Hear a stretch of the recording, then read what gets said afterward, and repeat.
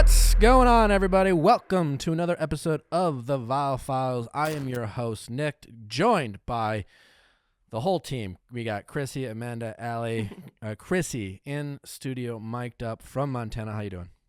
I'm doing, oh my God, it's so cold here. It's been snowing for 3 days. It's like -8 and it's going to be -20 this week. Well, that's what you get for moving.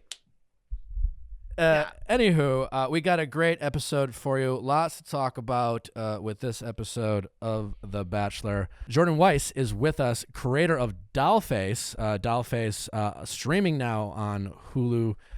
You might know it from our friend Esther Provinsky, who is with us yesterday in the Ask Nick, is one of the stars of that show. And Jordan is the creator of that show and also a huge Bachelor fan and has some wonderful takes on the show, and it was a ton of fun to break down this episode with her. So I hope you are looking forward to that. We got a great episode tomorrow with Dr. Laura Berman, who is an expert in all things dating, relationship, sex. We talk about a bunch of stuff, how to make Valentine's Day great for yourself, regardless of your relationship status. Sex toys. The biggest takeaway is talking about how butterflies are red flags. Yeah. Ooh. That was really cool, actually. I learned something. She didn't drop that knowledge with Oprah. Ooh, she did not drop it with Oprah. She saved it for our show. So check that out. We got some great new merch out there for you. We got 20% off for a little Valentine's Day special. Code ALONE. Such a good code. ALONE, alone. For all those people. For all of you. Who are alone. Viallfiles.com. Check out our merch. You will love it. Anything else we aren't covering? Haven't covered? No, I think we got it all good. Wow. Look at us. I know. You did a good job today. Let's get to why the fuck have we not seen more Abigail right after this. Jordan, thank you so much for coming. Thank you for having me. I'm embarrassingly excited to be here. I'm excited that you're excited. We've talked back and forth on Instagram a little bit about your passion for the show. And I thought it would be great to have you on as someone who is very talented in what she's doing in Hollywood. And it's nice to get you in front of the camera. I'm going to just keep my hands down because I actively don't know what to do with them. I'm glad most people will just be hearing this and not seeing it. Well, I don't know. It hurt to burst your bubble, but some people do watch it. A lot of people watch it. No, I mean, more people. On the YouTube. More people listen to it. How long have you been a Bachelor fan?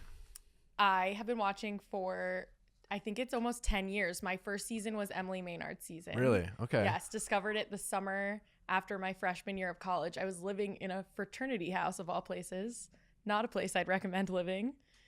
It was a thing at USC, like over the summers, they become co-ed over the summer. Like they're sort of just cheap summer housing for like people interning. And the boys of Phi Psi at USC really turned me on to The Bachelor, and I've been a diehard fan. The boys turned you on to it? Yes, which was hilarious. Like the boys were obsessively watching it, and then all the girls that were living in the house over that summer started watching it. That doesn't sound as crazy as you might think. I could picture college boys thinking for a lot of reasons why this is entertaining. One, girls they're trying to hook up with are fans of the show. They can relate. And also it's kind of like, I mean, it's probably not the best dating notes, but college boys don't know that. Yeah. Right? Like, I feel like just trying to date in that Greek life scene is sort of like The Bachelor. Yeah. It's just like the odds are not in the women's favor.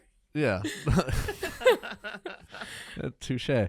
Well, that's quite fascinating. Yes. Now I'm happy I've been watching for probably the last like 5 or so years with 2 other like female comedy writer friends, and that we're very loyal to each other. We always watch. Like a lot of people watch it differently. Some people kind of hate watch it. Some people are just true believers in the process, and the average person's kind of in between. They objectively watch it and be like, oh, that's kind of shitty, or I love this part. Where do you kind of land? For me, I'm invested in like the anthropological, like just study of human behavior aspect. I'm also just so always blown away and impressed by like the producing and editing of like, I think I watch it getting invested of just knowing like what must have happened behind the scenes. Yeah, it feels like a social experiment that I'm invested in. But I would say at the end, once it's like whittled down to the final like 2 or 3, I like always hope that they end up happy and I get invested in the love story like at the very end. We'll actually get into that a little bit when we start talking about Heather in terms of I think it's an up with all the conversations you've seen recently on Twitter and the press of some of my peers talking about the production of things. I love that she watches shows like that because that's how I watch shows. Like I was watching Super Bowl and I'm watching the Weeknd's performance and I'm like, that person's after number is this. Like how much money, like I calculate it production wise. Like I watch it for production. I love it. Yeah. So this episode opens with the really cheap in week 2-on-1. We were really it was taken from us, the classic 201 this season. It kind of threw it in there. You need like a genuine conflict, and it was just like a person absolutely said exact words that another person quoted. There was not 2 sides to that story. Yeah, we weren't led to believe that they didn't like each other. No. Like out of nowhere, there's been a lot of that this season. We saw that later with Katie and Serena C. It was just like the rise of the mean girl energy again. I was like, you're just reminding everyone that you were part of this original group and are not going to let the drama die. So yeah, they hate they hate each other in that moment. You know, it was one of those things where MJ goes home. I don't know, like it didn't. She was dressed like a 1980s like workplace villain, which I appreciate. I dug the outfit.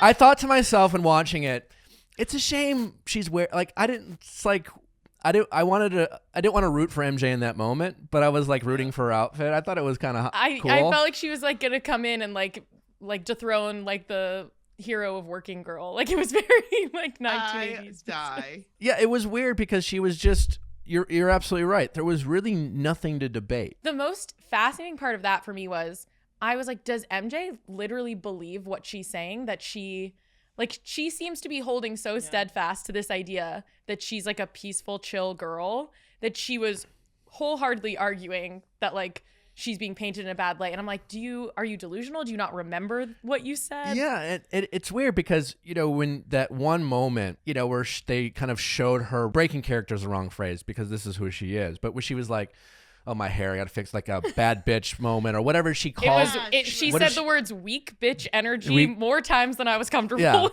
And it was hold on, let me fluff my hair a minute. And at first I'm watching it and I was like, this is a bad beat for her because everyone in those moments will say to like a producer, like, how's my hair look? Or, they're sitting down to interview. And so if you in any wrong moment play that clip, it just makes that person sound like they care more about their hair than finding love. It's an unfortunate. That's not what that clip was. No, about. it wasn't. That's what I'm saying. At first, when she said that, I thought that's what it was. Like, oh, that sucks. But then it was like, no, this is kind of an important thing that they showed. It was like a pre-battle ritual. It was like I have to make my hair bigger before I go. Just like be really mean to. It was like a girl. mantra of like before she. It's like every morning she wakes up, she's like, no weak bitch energy, and it was like so. I that's what I'm saying. When they first aired it, I was like, they didn't need to show this. And then like seconds later, I'm like, no, this is an important note. Thank you for sharing this because this is MJ, which that's fine if you are, because you're right. She keeps saying that she's peaceful and harmonious, and no, she stands by like strong, aggressive, and I get that. Like, hey, I want to be an empowered woman. See, it's almost like she's like confusing empowered woman with being nice. It would have been, like you can't be nice if you are, you take what you want kind of thing. I don't know. I thought Anna fell on the sword very gracefully when she got finally called out in the end. And it would have just been so easy for MJ to be like, you know what? It was sort of immature. I said the JV varsity comment. I really feel embarrassed about it. The other girls are out of the house. It feels like we're making a shift to like a more positive place.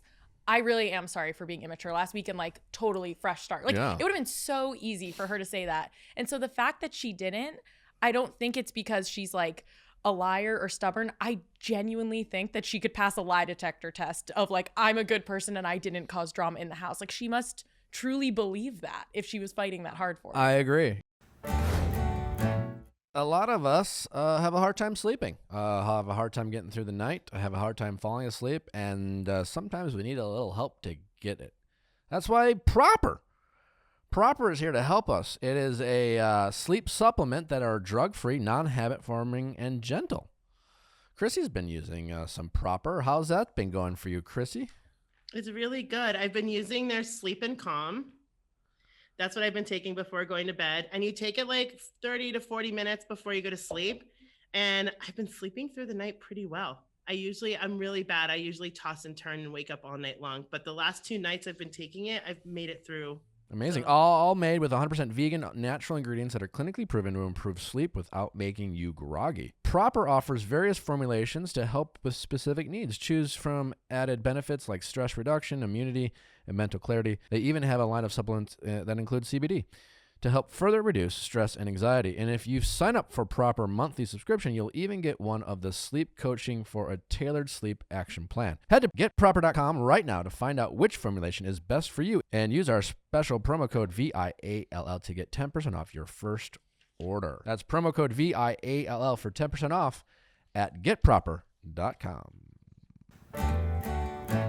If you like wonderfully designed furniture at a totally affordable price, Article has got you covered. Lightly inspired by the bold graphic elements of the 80s postmodernism, Article's newest look features pop of pastels, jewel tones, and playful touches for a no-rules approach that's refreshing, bright, and inviting. Article's newest collection encourages the mixing and matching of styles, color patterns, and textures to breathe life and warmth into our spaces as we head into the new year. Keep your eyes peeled and your Instagram open for inspiration featuring Article's latest looks. Article combines the curation of a boutique furniture store with the comfort and simplicity of shopping online. Article's team of designers focus on beautifully crafted pieces, quality materials, and durable construction, are dedicated to a modern aesthetic of mid-century Scandinavian industrial and bohemian designs. Fair prices, that's right. To save up to 30% over traditional retail prices, Article is able to keep their prices low by cutting out the middleman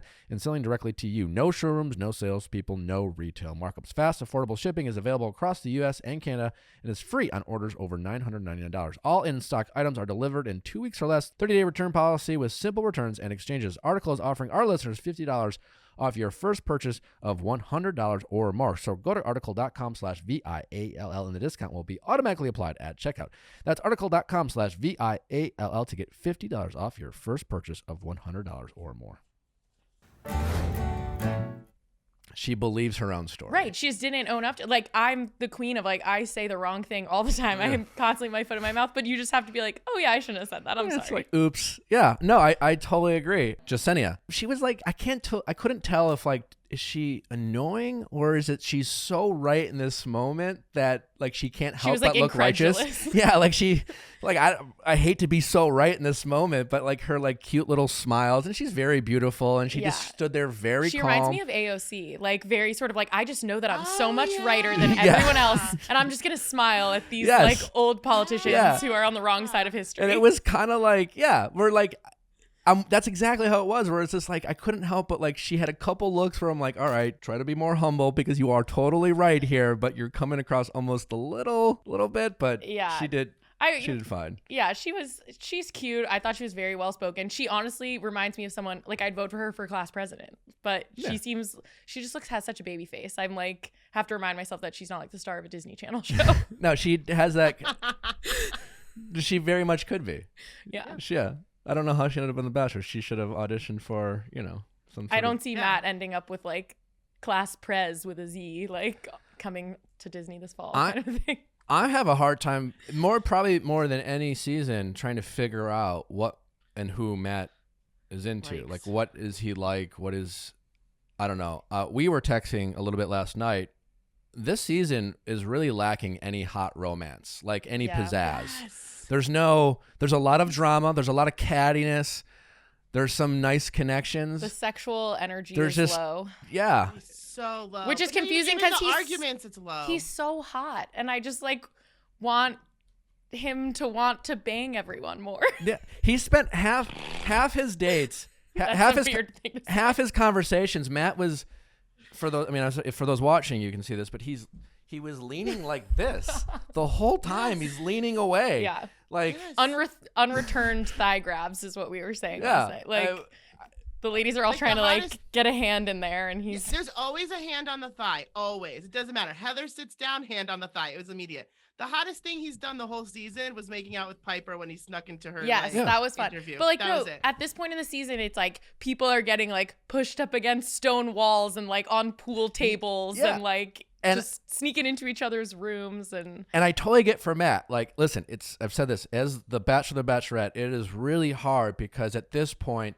you're emotionally and physically exhausted, and for all the contestants that you're just not into, right. And everyone knows like who's into who at this point, and so then you're like having these conversations and going on these dates where like everyone knows like this isn't gonna happen. Yeah. And then the contestants still kind of like insist on pretending it's gonna happen, and it's hard and exhausting. So for a lot of it, I get it, but I wish sometimes the contestants would like give themselves the dignity of, I know it's like not built to do that, but I would have freaked out if Katie at the end of their dinner was like, you know what? I feel like you're in the friend zone for me. I would have been like, mic drop, that's amazing. Like, you know it. Just say it. You don't like me. Be the one to say, like, you know what? We have a friend vibe, and like, I'm going to see myself out. Yeah, I want to see that. I totally get it. But like, Rachel last week, it seems like Rachel is Matt's front runner. Yeah. But even that was like, there was no necessarily hot chemistry. It was, I love you. Yeah. I love you. And then like end of date. It was sweet. Like and by the way, I'm not trying to like shame anyone for not like leading with their sexuality. If he's like a more conservative guy, I get it. It's just like, as the viewer at home, like I like when people make out on pool tables. Like, well, we love to support our female-founded businesses on this podcast, and that's why we are proud to support Bev. Bev is a female first-can wine brand that was founded to change not only the way a product is consumed, but the way an industry and culture has operated for generations. In an industry that is almost exclusively masculine, Bev is breaking norms and creating something from the female perspective that is approachable, fun, and consumer-centric. They have 5 varietals: Rosé, Sauvignon Blanc, Pinot Gris, and Pinot Noir, as well as a limited edition extra fizzy sparkling white wine. I myself am a Pinot Noir kind of gal, and You are? it is delicious. I love a good Pinot. Yeah. Me too. Their wines are dry, crisp, a little fizzy, super refreshing, and most of all, delicious. They have 0 sugar and only 3 carbs and 100 calories per serving. Their 4-packs are great for gifting, hosting, and social distance hangs. Bev ships straight to your door, and shipping is always free. We've worked out an exclusive deal for the Viall Falls podcast listeners. Receive 20% off your first package plus free shipping on all orders. I suggest trying their best-selling Ladies Night Variety Pack so you can check out all their delicious varietals. Go to drinkbev.com/VIALL and use promo code VIALL at checkout to claim this deal. That's drinkbev, DRINKBEV.com/VIALL. Valentine's Day is around the corner, and hopefully you have a mattress you like having some sex on. Because you know what? That's important, just as important as sleeping on it. I have a mattress I like having sex on. It's called the Midnight. No pun intended. And I got it from Helix Sleep, and it's great for sleeping and some sex because I took a very short and very informative quiz to meet all my sleeping and sex needs. I'm a side sleeper. Side sexer?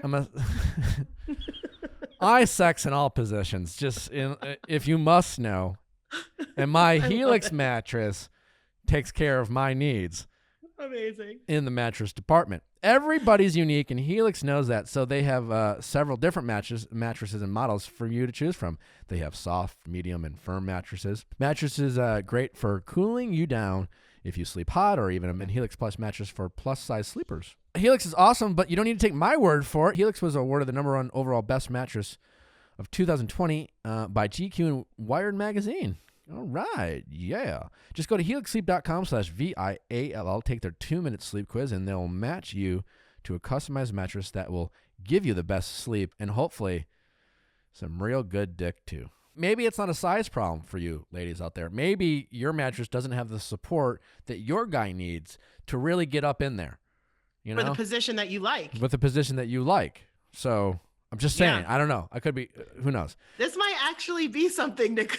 Helix might actually be something. I don't know. I mean, listen, let's, if you haven't tried it out. All I gotta say is I feel like my mattress supports me in a lot of ways. Helix is offering up to $200 off all mattress orders and 2 free pillows for our listeners at helixsleep.com/VIALL. That is helixsleep.com/VIALL for up to $200 off and 2 free pillows. Amazing. Happy sex. Happy sex. Who would have thought you would have missed Peter? I know, which by the way, it's like Matt has like so much more swag than him. He's so good looking. And I'm like, but Peter just brought a lot of like, Peter was excited to be there. He was. Yeah. Peter embraced being the Bachelor more than I've ever seen. Yeah. Like you could just tell. He'd still be living in that world if he could, I think. Like, yeah. No, like I've never watched a season and see the lead like be like, this is like awesome. Like everything about this is great. That is how I saw. Yeah. And I'm sure like, Peter struggled like everyone else did, but it that's how it looked. Where Peter was like, yeah, more, I don't know. We'll see. Like I just got to follow my heart. I feel like there are certain seasons like your season, Ben's season, where it's like I felt like you were legitimately into people. And it's like, I just can't, I don't know. Even Rachel, if she's the front runner, when Matt says he's falling in love with her, I was like, you are? Like, okay. Like, I didn't. Take your word for it. Oh, yeah, I trust you, man. Yeah, I totally agree. So I don't know. But so Jessenia gets the rose, which is, I thought it was just weird that we didn't see Matt give her the rose. No, she just walked in with it. Because oftentimes, like, it will be this beat where it's just like, hey, MJ, I'm sorry I can't give you the rose. Can I walk you out? And then there's this like, well, she thinks she's going to get the rose, but is she going to really get the rose? Because usually if that happens, you wonder if they're both going to get sent home. Exactly. Right? I thought that first. I also didn't know who he was going to pick. I got really nervous for a second. Yeah, I honestly was like, I think MJ might get it just because. Their conversation was more intimate. And so I'm like, if this is in his mind, like a she said, and he's more like into MJ. I mean, it really doesn't matter. He's not that into all either. These girls, most of these girls I'm sure watch this show. And I will, to that point of like, why do we never see the Katies of the world just say, hey, listen, buddy. Yeah. Let's just call it what it is.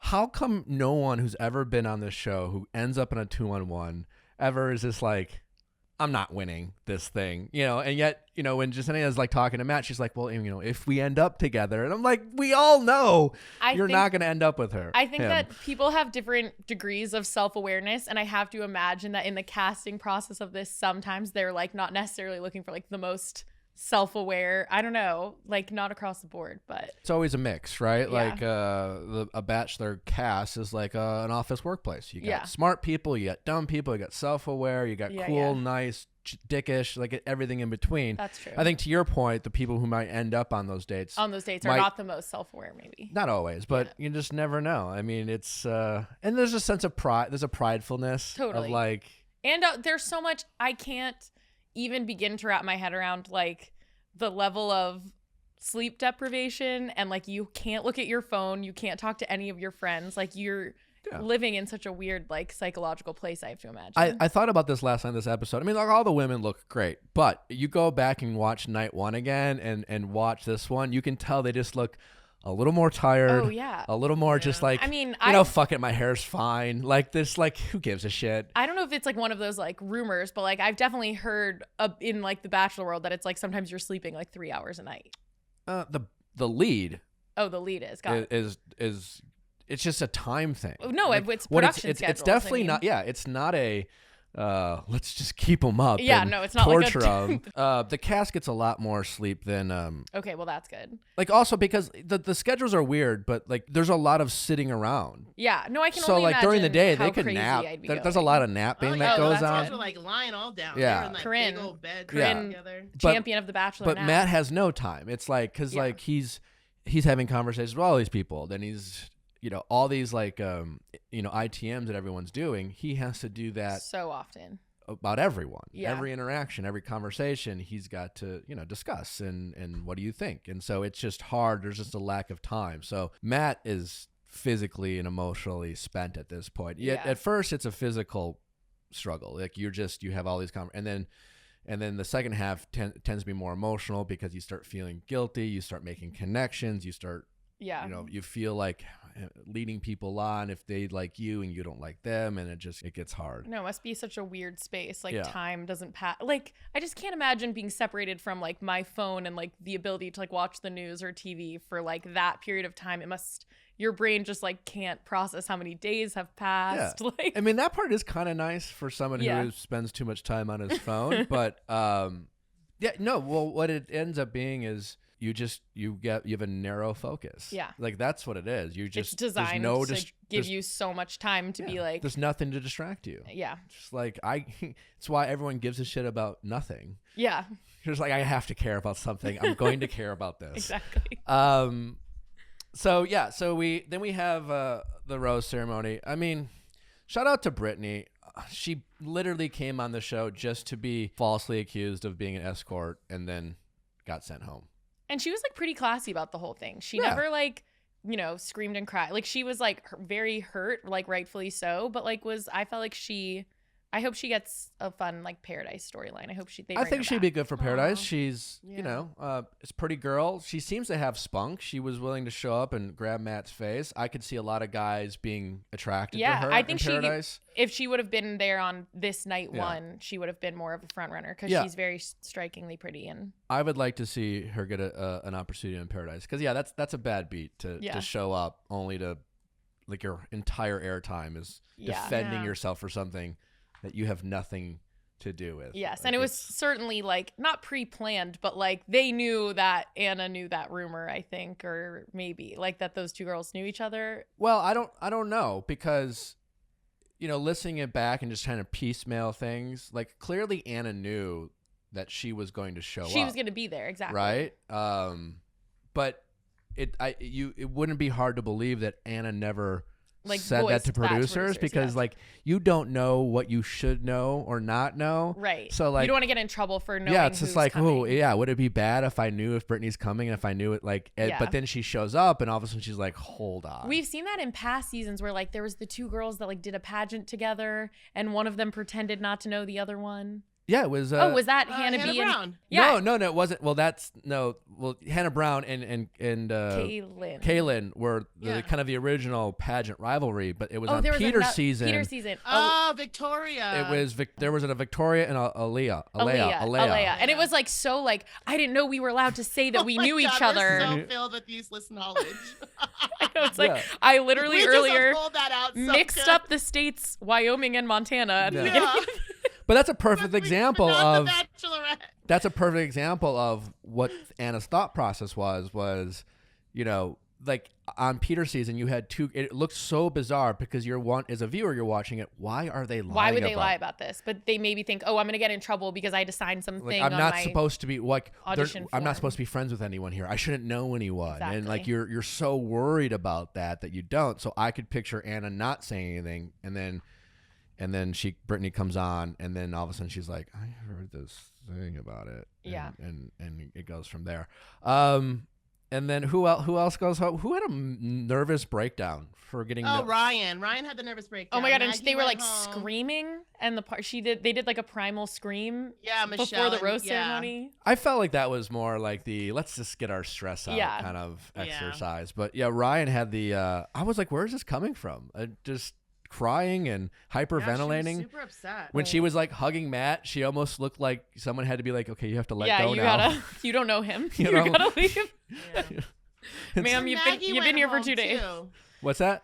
Maggie went Yeah, home, Maggie. Oh yeah, too. she was cool. She was cool, She's so beautiful, cute when she time to left. go. She seemed, like a quirkiness and awkwardness there that, she's definitely going to be perfect for someone. Yeah, I Not wonder if perfect she'll for like Matt. end up with someone else like super high quality and awesome in Bachelor Nation that's just like floating around single or something. Or just super high quality and awesome that is I've not. Yeah, that's true. I feel like more likely Nick, all the not- Bachelor people have to end up together. We're not- invested. Yeah. In this. so I've been told over the years. Like I'm only allowed to. It's like I every want to ship her with Joe from Tasia. The doctor. Oh, The- yeah. The doctor. that would be That cute. would be Oh yeah, so doctor and a cute. pharmacist. Yeah. Yeah, I wa- can only once again, imagine. I feel like Maggie is deserving of being able to pick from the world rather than Yeah, but he's such a nice guy. Very cute. every season I get DMs You would be perfect for so. Oh, is that every time girls get out, people are like trying to set you up? Every season. Is it like DMs from random people, or is it like Chris friends. Harrison No, being like, no, "I got the girl for you, No, Nick"? definitely not. It's definitely not Chris or the producers, but it's always like fans. It's like if they, and it's something always as simple as if they were a fan of me and they're a fan of someone else, then Right. you guys just do this for me. Yeah, You know, like I wanna be able to root for you guys. So once again, what week are we in? Like It's week 6. It's episode 6. So they usually do like episode 6 is usually like into week 7. okay. Yeah. Well, Chris comes in with his kind of like update on, hey, hometown's around the corner. This is getting Which serious. feels crazy. I think it's the lack of travel is making it still feel like it's the beginning of the season, and so my brain isn't like anywhere near. Well, it's hometown. also that Matt's still like meeting new people. Yeah. You know, it's this has been a weird season and a unique season that way because it's been great TV, it's been great drama, but you know, whether it's Matt just not being you know, a super passionate guy, but at the same time, in fairness to Matt, like he hasn't really. It's been harder. I mean, I don't know if it's Matt or just like the way they're doing it. There's so many women. There's more women than usual at this time of the season, and the focus has been in all this drama. It's just like, and then that's Heather what, Martin pulls up in her like Avis white minivan she rented at the airport in Pennsylvania. She's like the tiniest person in the white minivan, but Matt rolls around in the tiniest Porsche. It's like the weirdest thing. Yeah, I mean, listen. I feel like her and Chris Harrison were performing a play. Yes, it's so good. With the little like camera thing in the corner that they put like the VHS camera. Yeah, they're yeah, like, I don't know what I'm supposed to say about this. Like, listen, Heather got a bad beat. This is clearly, if anyone wants to believe that Heather owns a white minivan and then like trekked across the country and found this resort and self-quarantined and showed up at the gate, and the doorman or the gate person was mic'd up and had a camera in the booth, and Chris absolutely give him an Emmy. He was like, Heather, what are you doing here? I'll get Chris on the horn. Yeah, and Chris walked to the end of this giant. Yeah, Chris doesn't walk. I mean, come on. I mean, whatever. And so, like, yeah, Heather. And then Heather tried to blame it on Hannah Brown. She was like, Hannah told me that me and Matt were perfect for each other and that I should come. But I'm assuming, yeah. I'm like, don't blame this on Hannah. She did not advise this. I can't imagine. No, here's what I haven't spoken with Heather. I haven't spoken with any of the producers about this, but I'm pretty confident that it went something like this. Hannah and Heather are friends. Matt and Hannah are friends. And as soon as Matt was announced the Bachelor, Heather is like, I want to meet Matt. And so she called somebody. One of the producers says, I think I'd be perfect for Matt. Hannah says I'd be perfect for Matt. And they were probably like, yeah, maybe. I don't know. We'll see. We're going through the casting process. Yeah. And somewhere along the lines, they were like, we could use a spice. Something like, let's fucking call Heather. In episode 7. See what she's up to. It's the wrong way to come in late to a season. Like, just only you, like, not using you as an example because I'm on your podcast, but because it's an example of the show. Yeah, no, please. Yeah. I feel like you coming into Caitlin's season late was like the only acceptable way to do that, where it was just like so clear from the second you show up that she was like stoked to see you, obvious chemistry. Obviously you guys like had something going on. Yeah, it was like there was something there that the audience was like, I don't know, there's more to this story. It was like immediately buy-in of like he would not be here if they had not been like talking. Like this has begun to play out already. This is so different than that. He was like just uncomfortably laughing when she walked in. I was like, you guys don't have like some star-crossed energy. Like, he doesn't know you. I was actually surprised watching it when she was like, I've never met him. Now, I guess technically she could be lying about it to again, but it seems like she really didn't. Yeah, she lives him. in California and hangs out with Hannah here, and then Hannah hangs out with Tyler and him in Florida. Like, exactly. Earlier. And so, kind of, that's the thing. It's like we don't know Heather's story or why she decided she wanted to do this, but you kind of talk about self-awareness. They gave her the crazy girl edit. Yeah. But like they used the shots of her just like balancing the pizza box and like running around her room, which like tossing her hair out the window, and I was just like, oh, Yeah. buddy. I don't really have a problem with that. It's such an interesting argument because, again, like recently there's been a handful of my peers out, and he went off on Twitter. That was Saturday night. interesting. Seemed like he was drunk. Yeah. I don't know. I was very curious about that. Also, because he's like in a happy relationship with someone he met on the show. Well, from a Dylan, I don't know Dylan that well. I've met him. He seems like a nice guy. He also, from what I've learned, we have mutual friends. He's a shit talker, and he's kind of a disruptor. And ironically, this was like off the heels of the whole Robinhood stock trading thing, of which he was actively tweeting. Yeah, maybe he just had like big nonstop. tweet energy that weekend. He had like big tweet disruptor energy, hold the line tweets. And I thought it was funny because Dylan's audience is probably similar to my audience. And while I'm sure there might be a couple day traders out there in Bachelor Nation, I feel like a lot of people following Dylan didn't give a shit about dismantling industries. First Wall Street, then The Bachelor. So like all of a sudden Dylan's like tweeting about, the produce, and it's always irritating for me reading those tweets because it's one of those things like I know that there are people, again, who love to hate watch this show, and they almost watch it because they love the juicy, like they're the people who love that show on Unreal, right? And it's just like the producers must be evil and it's all manipulated, it's all fake. They want to hear that. They can't get enough of those kind of conspiracy theories about the show. And then here I am, someone who's like been on both sides of it, and I try to give my audience an honest, objective like critique of what it's really like. Yeah. And if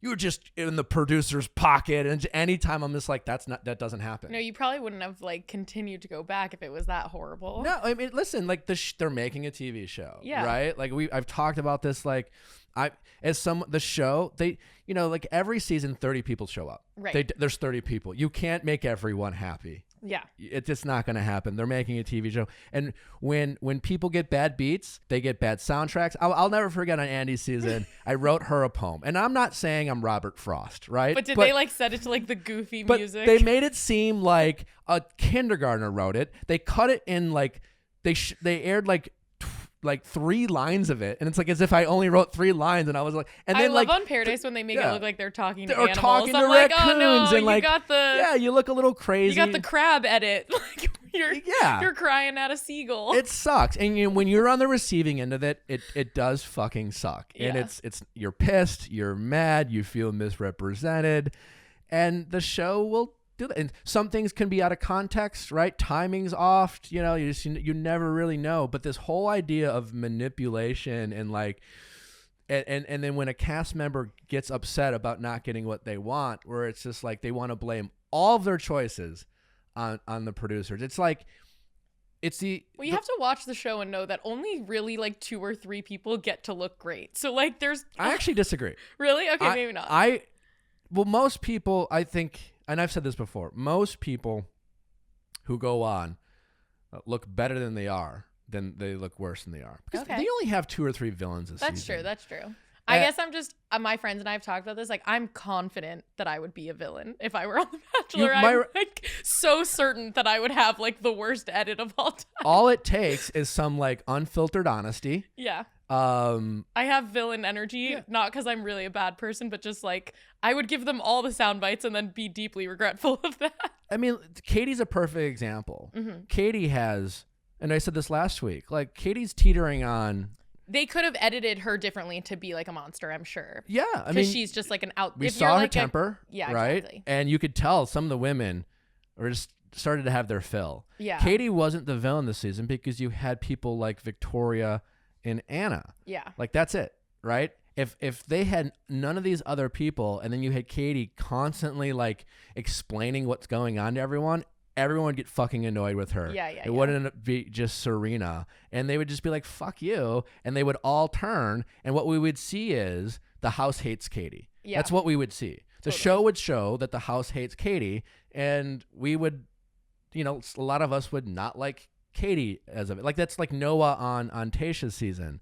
Right. We're just like, I didn't know what to make of him. I had like no feelings. He was towards just him. kind of a cocky, young, kind Yeah. of chirpy, a little bit of a disruptor, and irritated enough guys at the house. So we were made to think maybe Noah sucks. But like most of the time in that world, it's just like if you have here's Anna as a perfect example. Like in life, if you have a buddy and you go out and your buddy and you have a girlfriend and your buddy's single and he's just like, hey man, let's go out to the clubs.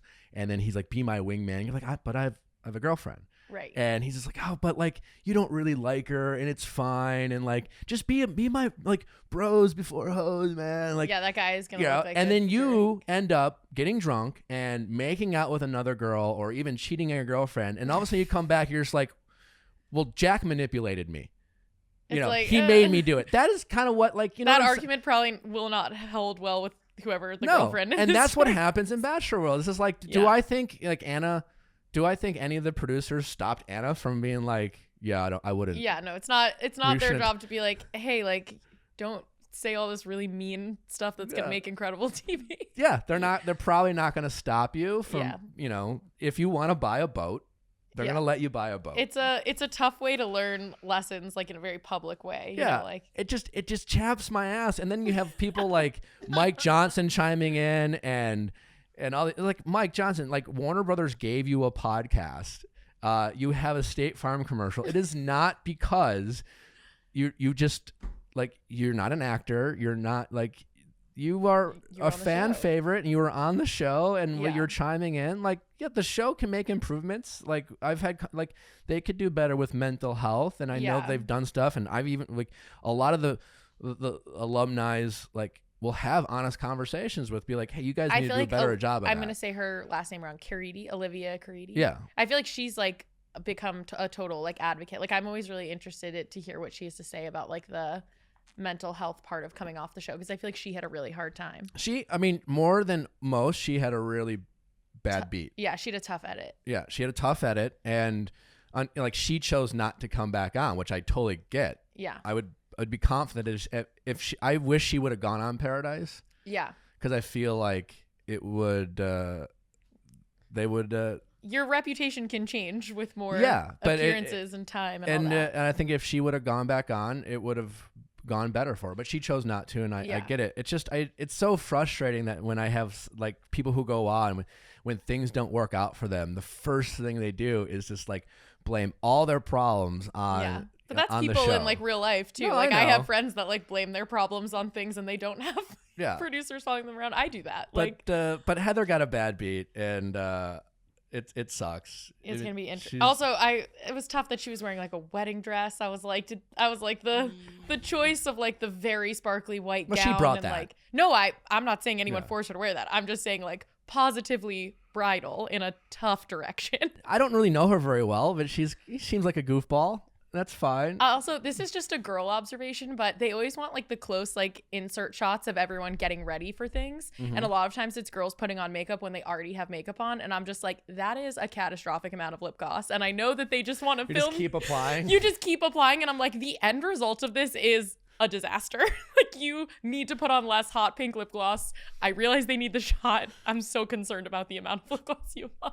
That's a good point. But yeah, that's just this is a B-roll shot that they don't think to like just do this. Right, exactly. But I'm like, you're gonna go down like that and it's popping. Yeah. I mean, I'm sure Heather's pretty pissed off.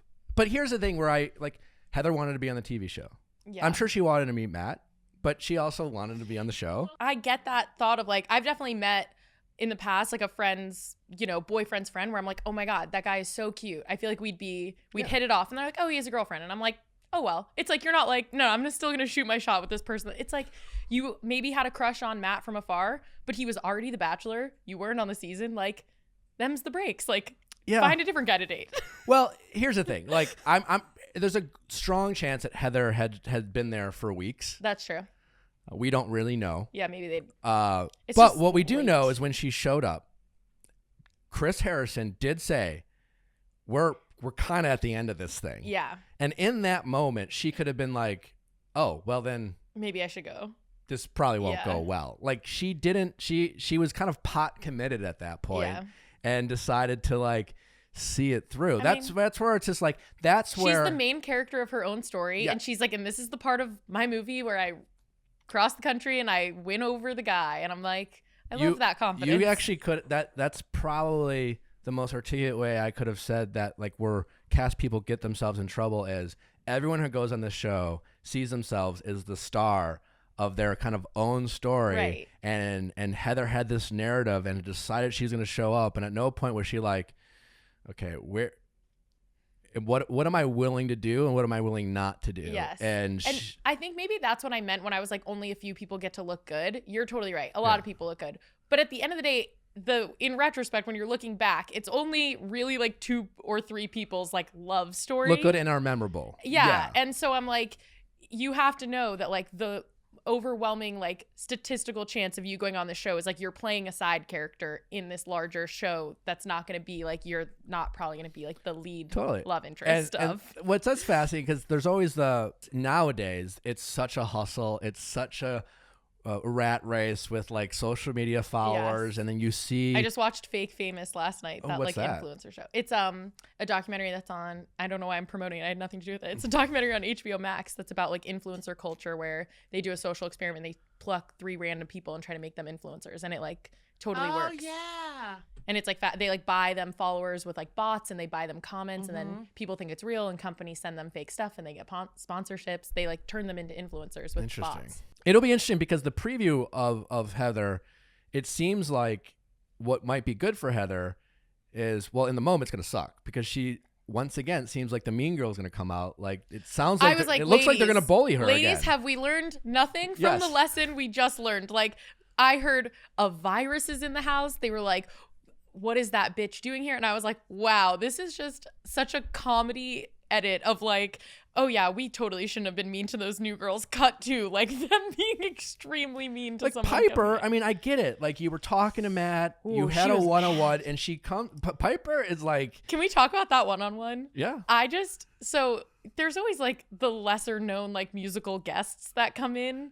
I just was the lead singer of whatever that band was called, Temecula Canyon Band or whatever it was, Temecula Road? So noticeably hot. Like the lead singer of that band was this like beautiful blonde girl. I saw it, Matt saw it, America saw it. Yeah. And I was just like, what was going down at like the after hours Nemacolin bar? Tyler C was there that weekend. I gotta know the scoop on the Temecula Road lead singer, like late night drinking with Matt and Tyler C.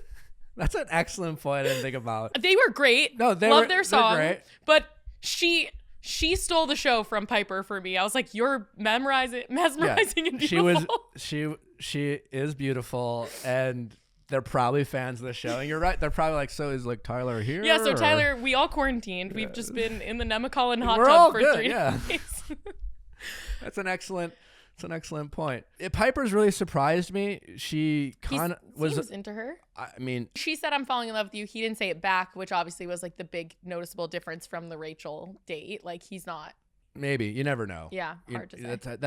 That could be misleading, right. And we may not have seen it. But it seems like in a season lacking physical chemistry, Piper seems to be the only one kind of bringing it out in Matt. Yeah. They have like definitely like a touchy easiness. Like to me, it's normal on a date. Like you should be touching someone like most of the time. Like when they're like walking around the carnival, like holding hands and like little arm touches and stuff. Like some of these dates, I feel like they sit down at dinner and I'm like, you guys are just haven't like had any contact. Yeah, no, and again, you have usually it's 1 or 2 people you're into, and in a world where you've been isolated from everyone, you have no distractions. You're not hooking up with anyone. There's nothing. So if there's one person you're kind of into, you're just like, yes, excited. You want more. Is it weird that her date and Kit's date were both at night? I was like, are they getting gypped like the normal length of one-on-ones? I was confused. It was like because they didn't have like the day. Yeah, like I feel like when Rachel hung out with him, she hung out with him for like 22 of 24 hours, and it was sort of like a quick nighttime carnival and a dinner. Kit's was all in like really a short amount of time. Honestly, it all kind of evens out. It just kind of looks that way. A lot of it has to do. But there's a big gap normally on the date. Well, yeah, because also a lot of it has to do with like so many of these dates. There's high production. You know, the bungee jumping or the like when Vanessa and I went in the rocket. The literal rocket. The zero gravity. There's just a lot of like time to Setups set up. and- You're not really getting to hang out. And Okay. with my guess is with the show being where it is in a hotel and they can't leave, it allows them to kind of squeeze in more dates because they're ultimately getting the same amount of time together. That's good to know. I'm glad people aren't getting not always gypped their time. Not always, but like, sometimes they're able to do that because they don't necessarily have to use a whole day, because it might take a whole day to film a date, but you're not necessarily getting a whole day with that person. There might be a 3-hour drive to the location, On Piper's date, I was very fascinated at something you had said last week when because I want to talk about Abigail. I'm so confused and sad that she's like MIA. But I thought that was so interesting when you were like, it's not a great sign that Abigail had to sort of like open up about her emotional story at a cocktail party. She didn't get to do it on one-on-one, because everybody does, has that opportunity on their one-on-one to tell their story. And I was looking at what Piper's sort of story was like. She doesn't get verbal affirmation from her parents. And I was like, it was just such a direct thing that she had said about her mom. And it made me think of this last night to ask you about it. Have you ever talked to people about like, is there like weird fallout with people's families when this airs? When you sort of, if I said something like that about my parents on national television, I feel like they would be so hurt. I rewatched the episode this morning and I had the exact thought that you had. I can only speak from my own experience on that I was very mindful of things. I was very mindful of what I said about anyone else in my life outside the show. Now, I have a wonderful relationship with my parents, so I had nothing really to and say. By the way, but even like exes, I was very vague and certainly didn't include names and the timing. Like if I mentioned I got cheated on, but I didn't like give a lot of specifics on who it was. Yeah. But you're right. I wanted the same thing.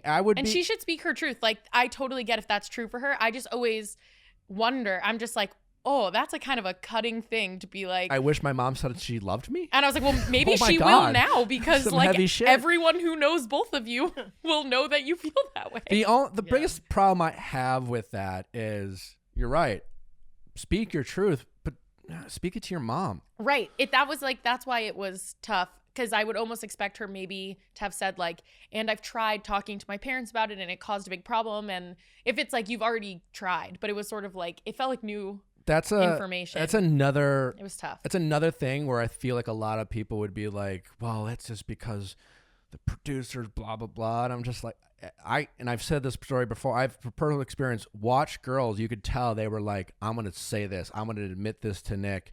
And there are times where it never made TV, or producers were like, we're definitely not going to, but there's a pressure. And, you watch the show, they do give a lot of special attention and airtime to tragic and sad stories. Yeah. And you feel this pressure that's built in from being a fan of the show to come on and tell this kind of like connecting and relatable story. Yeah. And I think the pressure of wanting to get the guy to like you, to go far, people do that to themselves. You know that moment in Mean Girls where like all the girls are going down in a line in the mirror of like the things they hate about themselves, and Lindsay Lohan's like, I have really bad breath in the morning. I feel like sometimes their stories are like, I lost a dog once. We found him a couple hours later. Yeah, it's like really funny when they don't have a tragic thing. They're just like, that happened with Kit or Serena C. She was Kit's just like, problem was that her life has been too charmed and it's hard. Too charmed. Or was it not Serena P, or one of the one-on-one, the Serena who got a one-on-one? She was like, my dad didn't want me to go on the show, and I did. And, I had to face him.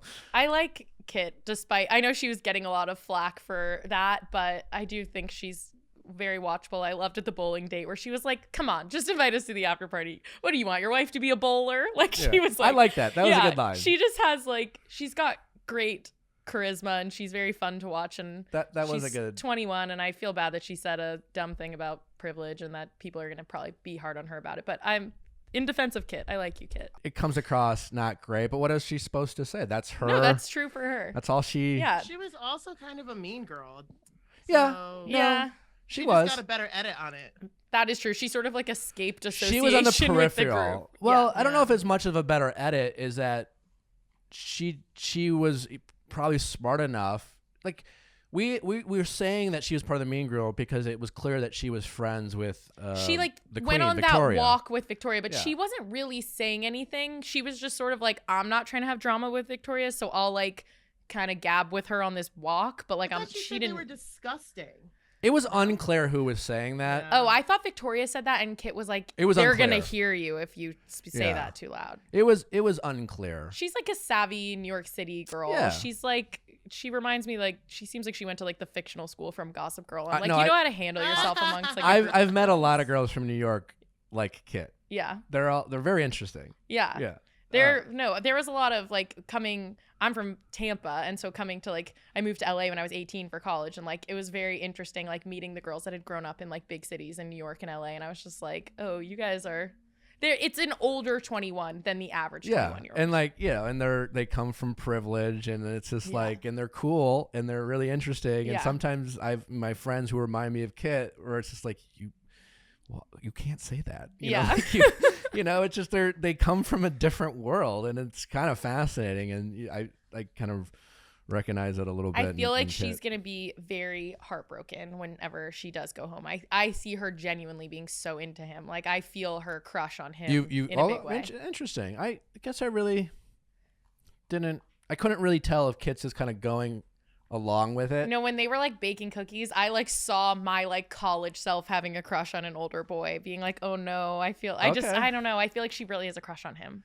Yeah, and it's again, this is maybe a good time to talk about Abigail. Oh, yeah. I know you and I have a lot of passionate thoughts on the lack of Abigail on this entire season, and now we're gotten to the point of real concern. She didn't get a one-on-one this episode.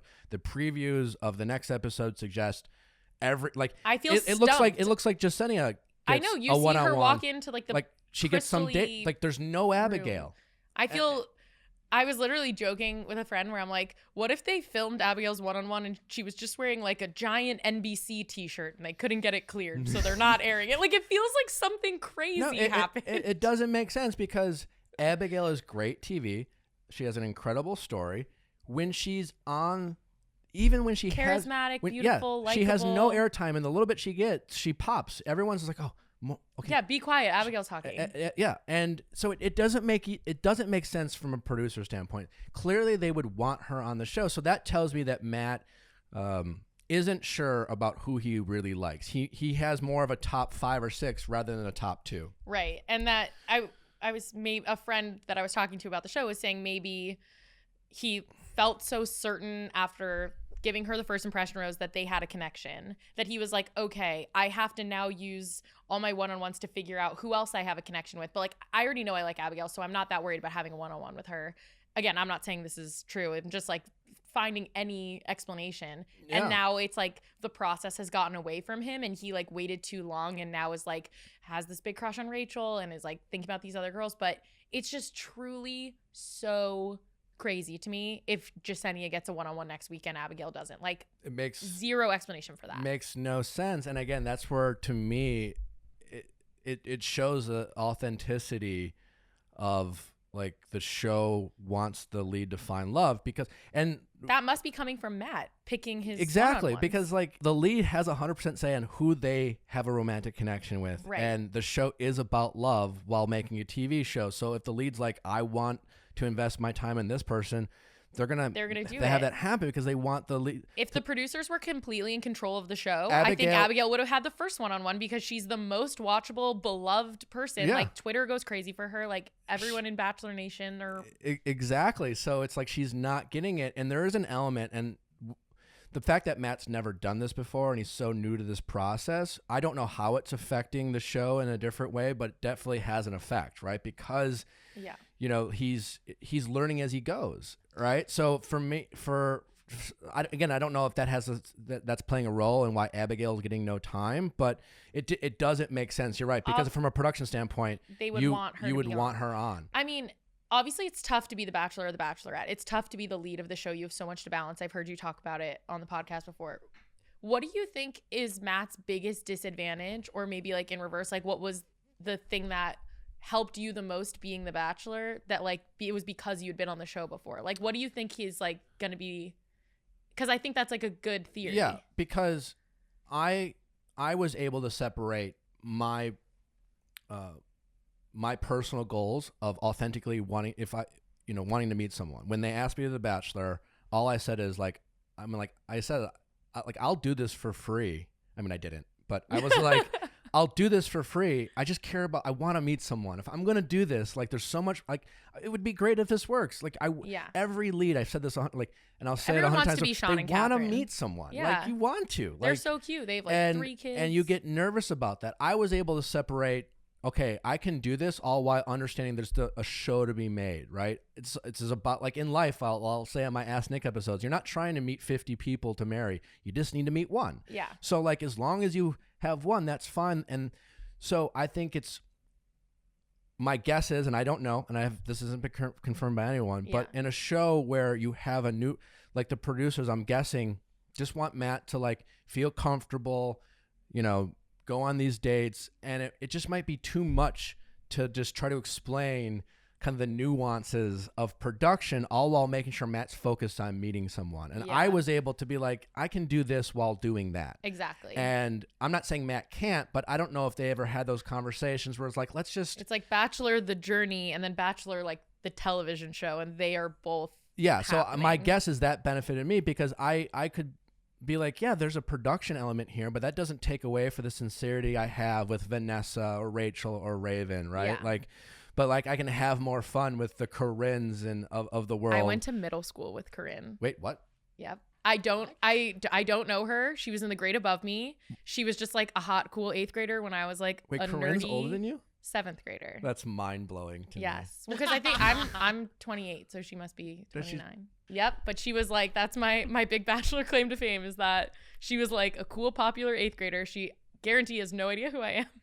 But wow. I attended her middle school. We had a uniform that was like pretty dorky. Like it was like a collared shirt and like khaki shorts, made everybody look bad. But there was just like a few girls in each grade that I'm like, you somehow look hot. Yeah, she like pulled it off. She like looked cool in like the khaki shorts and like the little green polo. Corinne's all right. I definitely learned to appreciate Corinne's antics. I mean, she's a flawed human. We all are. Incredible television. Incredible television. But yeah, so that is my guess is that with Matt being new, there was like, let's let Matt focus on his love story and we'll worry about the other stuff. And I feel like I could do both. Right. And if I wasn't like into an Abigail romantically, I would have been like, we need to have Abigail go further because she's so because like dynamic. I'm good with my 2 or 3 favorites. Like I don't know who I'm gonna pick, but it's one of these 3. Yeah. Kind of thing. And Matt might and then you combine the fact that Matt's talked about not having a lot of romantic experience. So I think that's playing a role too. Like this is a guy who has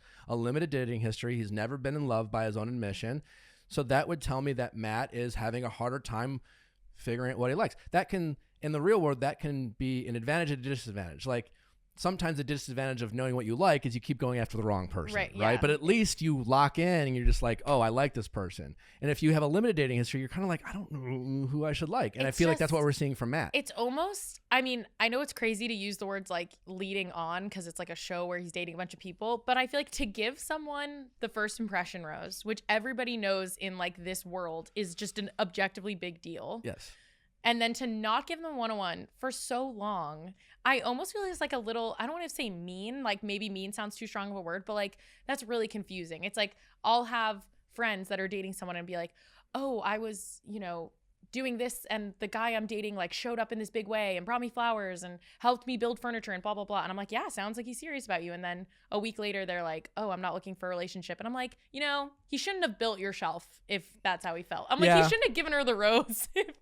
I think that's you can chuck that under like there's so much going on this season. Yeah. All these people like Matt probably it's not even his He's peripheral. not on his radar. It's just like I feel bad I do feel like that is so mixed signals. Like I would be like I feel bad for her. I feel like he like let her on a little if he is not into her. I don't feel bad for her because she's still there and she still has a chance to shine in some way that we might not have gotten to see yet. There's always Paradise. Listen, they made Hannah Brown the Bachelorette and she didn't have a ton of airtime. And the airtime she got, she wasn't particularly likable, and she ended up being an excellent Bachelorette. I remember being disappointed when they announced her, and then like she's been one of my favorite Bachelorettes. I loved her season. So that's why I'm fine with her being a little disappointed. Yeah. Because Do you think it's possible that something happened off camera that we haven't seen? Like they had a conversation at a cocktail party that was like really awkward, or like she was like, oh yeah, and by the way, like I hate the piano, and he's like, oh, I'm passionate about the piano. Like some weird disagreement or something. Anything's possible. I don't know why I use piano as an example. I don't think either of them care about the piano. My guess is like it's a combination of Matt isn't quite sure what he likes, and right now they want to make sure Matt ends up with someone and likes someone, so that's where these things are going.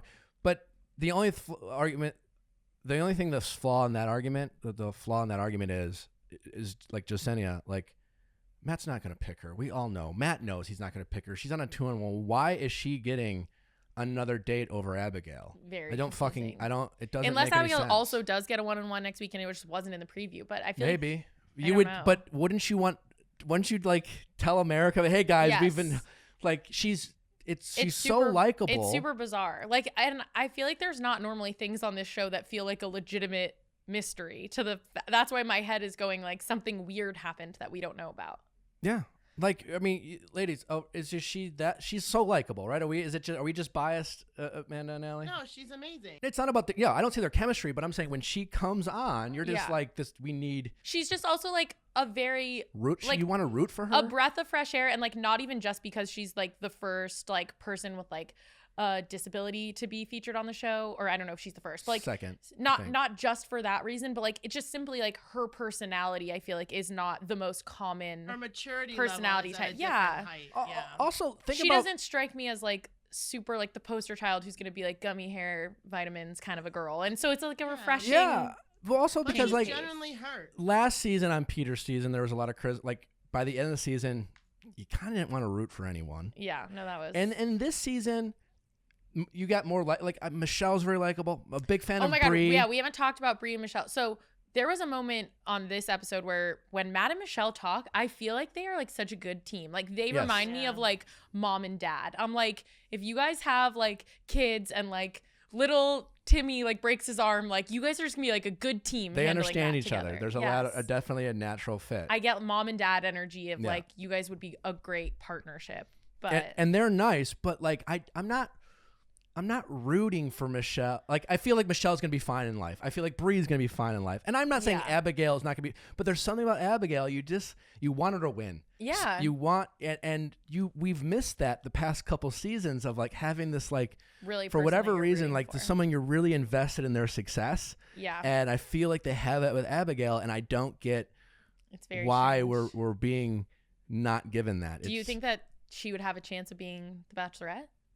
Yeah, she's still my pick, despite the lack of storyline. I don't know who. I mean, I love Bri. I think she's like literally blows me away how gorgeous and cool she is. But I don't know. I think she's too reserved. Yeah, too reserved. I'm just not seeing enough personality for me. Imagine. I don't know how they'd like market a season around. And her. Even like Abigail, the limited time she's had, there's been a couple moments where she seems willing to like express herself, and she's chimed in a little bit where like I feel like Abigail will express herself. If she was like, you need a bachelorette.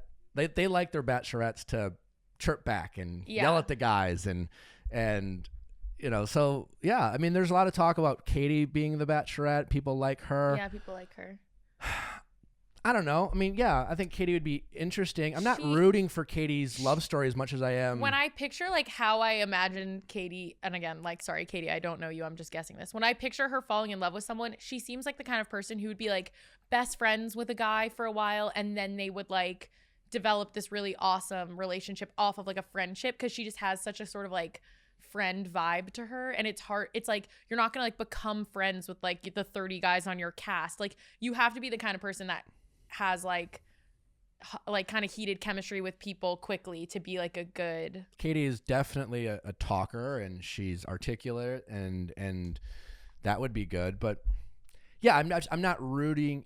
I thought when Matt sent Katie home, like usually you want like a tearful goodbye, right? They didn't feel like the limo ride that sets up the next. Yeah, Matt was just like, hey, so I can't give you this rose. Katie goes, okay, and then Matt goes, can I walk you out? Yeah, and then it was anticlimactic, and it was just my friends and I, the girls I watch with, were always like, pay attention to the limo rides, because like the person that they're gonna pick as the next lead, they normally give them a very specific type of exit. Yeah, there's a because they need to play that in the package at the beginning of the next season. You wanna. Yes, there's an emphasis on they'll air more of. They're in the car, they're in the SUV, and they're like, I just hope I find someone one day, and it's like maybe in a couple months on this exact program. Yeah, and Katie's was, it was whatever. Like the air coming out of the balloon a little bit. It was so, but they're. But I loved her Tyler C date. We haven't talked about Tyler C at all. Tyler C and Matt, chemistry off the charts. Yeah. I love those boys together. Yeah. Unfortunate for Katie, it was like she definitely had the least amount of chemistry on that date. Yeah. But that was the most fun date. Oh my God, the prank was so fun. By the way, like that is to me such a good date to do between people who do have like a lot of sexual chemistry. Like I would be very curious how like him and Rachel would have been on that date. Because it's such a fun, like, what an authentic way to get to know someone if, like, fucking around with their friend. Like, that's, like, real life of, like, when you're hanging out with, like, your boyfriend and his friend. I totally agree. I was watching and I thought to myself, why is Katie getting this date? Yeah. Because, again, nothing against Katie. It's just solidifying her, like, friend zone. Yeah, it was, like, clearly there's not a, there's just no connection here. That's a friend zone. And it's a great date idea. I would love to see someone who Matt isn't gonna send home. Yeah, you know, like have like their friends. Yeah, I remember on Ben Higgins' season, like Lauren Bushnell, who he ended up picking, got a date that was like meeting his friends at like a bar. It was like, I remember it was weird because it was like pre-hometowns and like, unless I'm mixing that up. For some reason, I thought there was a date that like they were in Indiana and she got to like meet friends of his at a bar. And I was like, oh, this feels so normal. Like they look like they're legitimately like boyfriend and girlfriend. Well, like on my season, we went to Wisconsin. I had Raven, who I didn't pick her, but she was my runner-up. Like you use those dates on people like you're trying to move a relationship forward. So it just seemed weird, given the intimacy and the connection with Tyler and the importance of like, why don't we use Tyler C to like, meet his front runner and like get his opinion or one of the not a girl he's about to send home. Yeah. Matt didn't figure out in the middle of that date that he didn't have it with Katie. Like he clearly at least started the date being like, this could end badly for Katie. Do you think Matt really wants to be like engaged right now? When him and Tyler, they're like roommates, they're just both like 8'5", they live in New York. I'm like, these guys have to be killing it being single. Like, why do either one of you want to be settled down right now? I couldn't speak for Matt, but it would, they asked Matt to be the bachelor. If I was Matt, I would be single as hell. I'm like, you guys have a cool setup. Yeah, it's you have cool bodies, you have cool faces. It wouldn't blow my mind. You must have an easy time being single. It wouldn't blow my mind if finding love wasn't like Matt's number one priority over the next 2 years before he was asked to be the bachelor. Yeah, because he's still, I think he's like my age, right? He's like 28? 29. 29. Yeah. Like, that's like, I don't know. For guys, I feel like that's still like on the younger side. Yeah, I mean, especially for a guy who's living in New York and hasn't, like, he's kind of just got into his dating life. Like, he hasn't really actively been dating, and it's like, I want this to work out for him, but he seems like someone who needs like maybe one or two sort of biggish relationships, and then he's gonna like settle down and he's like in another 5 years. To that point, if Matt picks someone, it wouldn't be necessarily a relationship I'm really going to be banking on to last. I mean, I think the deck's set against whoever he might end up with, but and also I'm just not seeing it. I know. And it's funny coming off of like Tayshia and Zach coming off of like, there's a depthness. I really do think they're going to get married. Like they just seem like they're both so about that relationship and each other, and like who knows what's gonna happen. Who knows? But you're right. Like Zach's been through it. Like Tayshia's been married and divorced. They've experienced enough life where they could say they to get through the pitfalls, and there's a pressure we all put on ourselves later in life if we've had a couple situations that haven't worked out.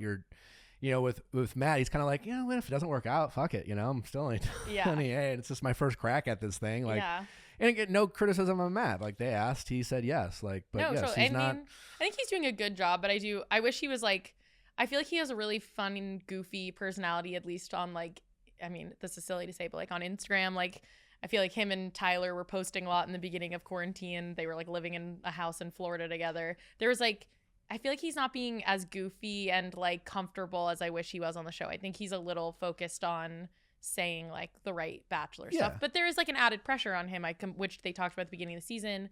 First Black Bachelor, like I completely Totally. get And that, also like the but- show is like The Bachelor is not a comedy like Bachelor in Paradise is. Yeah, that's like true. Matt could be cracking all these jokes and they're not airing That's it. true. That's true. And it's just a tougher setup. But yeah, I don't know. Overall, I think Matt's doing great. My only, I guess, criticism would be like whatever role he's playing in the lack of chemistry. I think it's like this season's lacking that hotness. Turn up the heat. Yeah, throw Add some you know, spiciness. use a couple of those walls that are all over the place. So many walls. So many in walls. McCollin, There's just clearly- wanting women to be pushed against. It's clearly a pool table there. Yep, solid pool table. Where is that? Like, why couldn't Matt have a date of someone he Or, wanted like, to put on a pool sneaking table? off. Like there's always like normally the one person a season who's like sort of like bringing that like I feel stupid saying like naughty energy, but that's like trying to sneak to the lead's room or whatever. Yeah, I don't see anyone left who like really wants to That go happened for to it. you.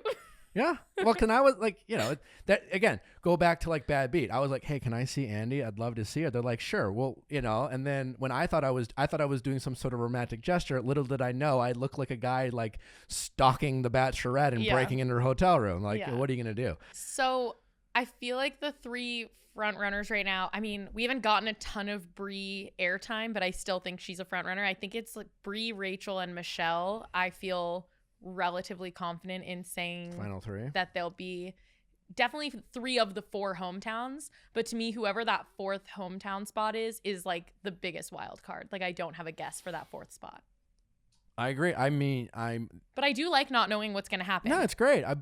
The only confident person, the only hometown I'm now confident about, and I was much more confident is Rachel. I don't see how she doesn't get a hometown. Yeah, no, I think she And I agree with you. I guess I'd put Brie in there. I know it's like, But then there's Serena P, who, and then Michelle. I don't know. And then Piper. I know it's like I feel like there's like a wild card spot. I guess those are just the 3 that I do. I no longer think it's Abigail. Abigail's not going to get a hometown. I feel like she's gone next Jessenia week. and Probably. Chelsea are probably going to be gone soon. Yeah, I don't know. It's really tough. I hope that there's like a breakthrough and that he starts like getting the feels and the hots for people. And we'll see. I mean, the season opened like, up with Matt like having a breakdown and Chris asking if it was okay and Matt saying it's not. We haven't seen that yet. I'm not sure what that's about. Yeah, he hasn't gotten like too flustered yet. Yeah, and I am concerned for the rest of the season, given the lack of. Do you think the lack of travel is like hurting? Like I feel like there's something so like, oh my god, and like now we're in Italy together, and there's something so bonding about like being in a new place with someone and doing all the travel, and it makes it feel so grand. Like, do you think that's hurting the connections of like not having their normal formula of like we're whisking you to Spain? No, I think it's more a Matt thing. Okay. But I think it's affecting the show. But I mean Claire and Dale. Yeah. Like that their chemistry was Wow. off the charts in the first Was it, day. though? So, I mean, I'm just From saying. one side it was. Yeah, I'm just saying. Like, I think it's more the personality. Yeah. I mean, Matt's just a more of a reserved guy. And I hope think, he lets himself get swept up in the process slightly more than he has so far. Yeah, we'll see. I hope so. But it's truly been hard to figure out who he's really into. But it is just so fun to feel back in like a big sweeping place, like the way like the La Quinta season was tough, and yeah. Well, I mean, it would have been much easier for Heather to show up at La Quinta. Yeah, seriously. She had to drive cross country in a big old white minivan, and then they have her driving that in the dress. Like they showed her putting on like the see-through heels and then driving the minivan, and I'm like, I hope she took them off. It was 100% a dick move to try to really reinforce that she might have actually driven in a minivan across country. Yeah. Like my friends are like, should I double text this guy? I'm like, absolutely don't do that. I can only imagine if one of my friends was like, should I drive across the country in a minivan and go on to The Bachelor? I'd be like, I feel like that's not super hard to get. Yeah. I wouldn't do that. Yeah. And I don't know Heather, but I think she she's seems like a nice person. Smart enough not and has friends to be like, maybe that's not the move. Yeah. So I don't think Heather realized that what she was getting into, but that's okay. She'll be fine. Jordan, again, thank you so much. Thanks for having me. This people was so fun. Where they can find you. Talk about all the fun projects you're working on. I have Instagram and Twitter. I created a show that's on Hulu. The first season is on Hulu. It's called Dollface. which our wonderful friend Esther. Yes, is Esther on. Pivitsky, one of the stars of, one of my favorite people. There's a brief scene in one of the episodes in the first season where I have the girls watching a fictional season of The Bachelor to just like a little Easter egg of my own fandom. And the second season is underway, TBD, when we'll be able to have it out in the world with all the delays with COVID. But yes, Dollface. Check out the first season. I'm confident in saying that everyone who listens to this podcast would be interested. I think, yeah, there's probably some like overlap in energies. It's female friendship dynamics. Yes, 100%. Yeah. Thanks so much. It's been a ton of fun, and you'll have to come back to do this again in future seasons. Would love that. Thanks for listening, guys. Don't forget to send your questions at asknick@castmedia.com. Cast with a K. We are back tomorrow with Dr. Berman to talk about all things sex, love, relationships, Valentine's Day, how to make Valentine's Day a great day for you, regardless of your relationship situation. It was a lot of fun talking to her. She's been an expert in the relationship, dating, and sex space for a long time, and we had so much fun talking to her. 5-star reviews, all that fun stuff. We will see you back tomorrow.